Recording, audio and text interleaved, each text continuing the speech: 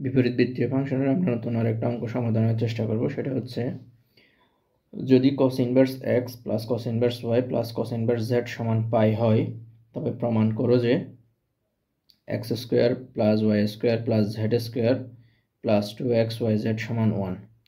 আমাদেরকে প্রথমে যেটা দেওয়া আছে সেটা লিখলাম। দেওয়া আছে cos inverse x plus cos inverse y plus cos inverse z সমান পাই। এখন আমরা নতুন একটা সূত্র প্রয়োগ করার চেষ্টা করব। সূত্রটা হচ্ছে এরকম। এক নম্বরে যেটা দেখা যাচ্ছে cos inverse x plus cos inverse y সমান হচ্ছে cos inverse xy minus root over 1 minus x square into 1 minus y square. এই সূত্রটা আমরা এখানে প্রয়োগের চেষ্টা করব।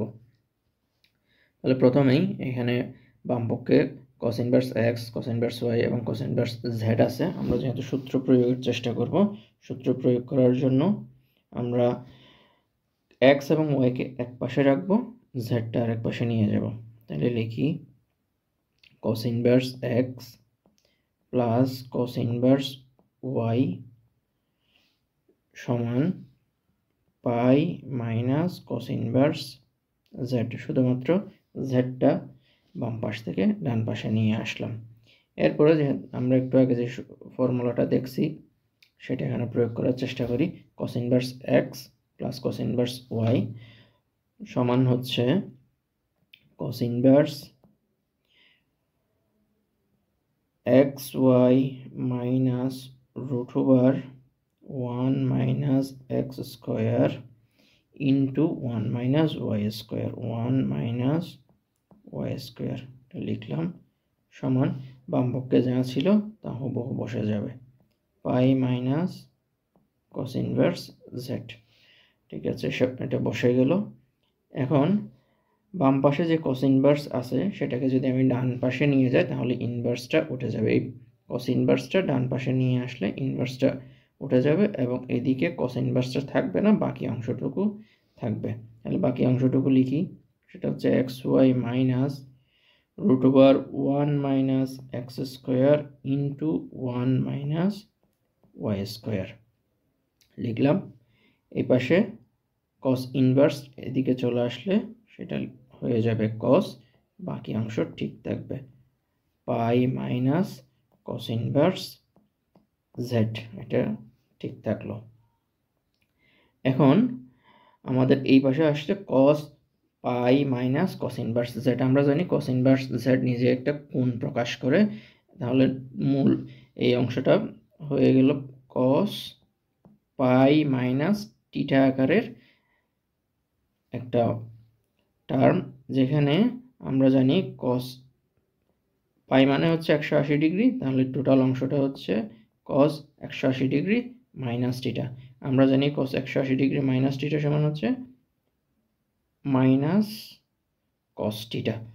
তাহলে এই যে অংশটা রয়েছে cos পাই মাইনাস cos ইনভার্স z, সেটা এখন হয়ে যাবে হচ্ছে মাইনাস cos ইনভার্স z। কারণ আমাদের এই যে টিটার অংশটা আমরা হিসেব করছিলাম, টিটা মানে হচ্ছে এখানে cos ইনভার্স z। তাহলে টোটাল অংশ হবে মাইনাস cos ইনভার্স z। এই সাইডের অংশটা ঠিক থাকবে, বাম পাশের cos পাই মাইনাস cos ইনভার্স z এখন হয়ে যাবে মাইনাস cos ইনভার্স z। তাহলে আমরা লিখি বা xy minus root over 1 minus x square into 1 minus y square সমান, যেহেতু cos 180 ডিগ্রি মাইনাস টিটা সমান হচ্ছে মাইনাস cos টিটা, অর্থাৎ মাইনাস cos ইনভার্স z। এখানে এই অংশটুকু আমাদের আর প্রয়োজন নাই, এটা আমরা চাইলে এখান থেকে সরিয়ে দিতে পারি। এটা আমরা এখান থেকে আপাতত সরিয়ে রাখলাম, পরে যদি প্রয়োজন হয় তখন সেটা আমরা ইউজ করব। আপাতত এদিকে সরিয়ে রাখলাম, আমাদের আপাতত দরকার নাই, এটা রেখে দিলাম। এরপর বাকি কাজ এলে বা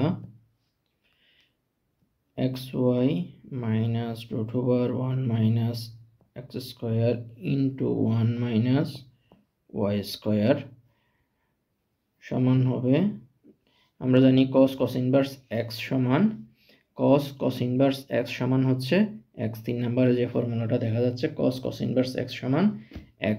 আমরা এখন এটা প্রয়োগ করার চেষ্টা করব। তাহলে এক্ষেত্রে আমরা লিখব হচ্ছে মাইনাস জেড, কারণ আমরা একটু আগেই দেখলাম cos ইনভার্স x সমান x। এটা দ্বিতীয় আরেকটা ফর্মুলা। প্রথমে আমরা ইউজ করছি হচ্ছে cos পাই মাইনাস থিটা বা cos 180 ডিগ্রি মাইনাস থিটা, সেই ফর্মুলাটা ইউজ করছিলাম। তাহলে আমাদের বাম পাশের যে অংশটা ছিল xy minus root over 1 minus x square into 1 minus y square, এটা ঠিক থাকলো। আর ডান পাশে cos ইনভার্স জেড, এটা যেই ফর্মুলা আমরা জানি cos ইনভার্স এক্স, সেই ফর্মুলা ব্যবহার করলে আমরা লিখতে পারি হচ্ছে মাইনাস জেড লিখলাম।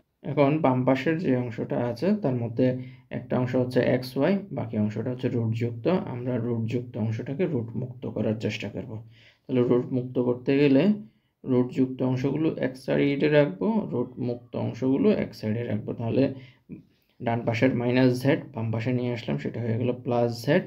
আর বাম পাশের মাইনাস দিয়ে রুট যুক্ত যে অংশ সেটা ডান পাশে নিয়ে আসলে মাইনাসটা প্লাস হয়ে যাবে। বাকি অংশটা ঠিক আমরা এভাবে লিখে নিলাম। এখন উভয় পক্ষে বর্গ করব। বর্গ করলে a প্লাস বি এর মতো এটা হবে square plus 2ab plus b square লিখলাম। এবং এই সাইডে হচ্ছে 1 minus x square 1 minus y square. বাম পাশের অংশটা হুবহু বসে যাবে, কোনো পরিবর্তন নাই, যা আমরা পাইছিলাম ঠিক তাই বসবে। আর ডান পাশের অংশটা 1 মাইনাস এক্স স্কোয়ার এবং 1 প্লাস ওয়াই স্কোয়ারকে যদি আমরা গুণ করি, গুণফলটা হচ্ছে x square y square minus x square minus y square plus 1। এখন এক্স স্কোয়ার ওয়াই স্কোয়ার বাম পাশেও আছে ডান পাশেও আছে, আমরা দুই সাইড থেকেই কেটে দিলাম।